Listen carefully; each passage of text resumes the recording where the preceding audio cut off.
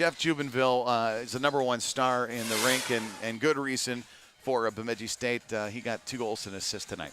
Yep, he had a real good night, senior night here, and just nice to finish off here at home. You know, your senior season to finish off on a high note and get a couple G's on top of it. Yeah, you get one off the board. There's Jeff Jubenville with the redirect right there, his 4th of the season from McCormick and Elo. That's at the 14:51 mark of the first period of play, but just 22 seconds later, a gasp in the building when Alabama Huntsville Breers fires one off of Corey Ward.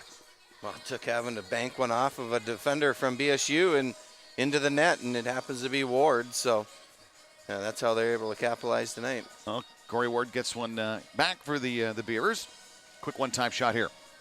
Boy, what a turn of events in that first period for him, Yeah, right? Score a goal, get it called back, score one on yourself, and then you go and get one for your own team. Yeah, and ends up getting the game winner, actually, at the 17-18 mark of the first. In the second, Bemidji State really dominated the second period of play tonight. They really did. It was all about their footwork, their movement, the way they move the puck, and their tenacity and puck pressure. Jubenville and was the difference. Parker picked up an assist there. Jubenville his second, and then Jubenville sets up McCormick here in the corner. Some work, gets it back to the point. Again, this line was really good all weekend in the offensive zone, and McCormick was able to have a shot that had some eyes on it and found the back of the net. Picked up his 3rd goal of the season.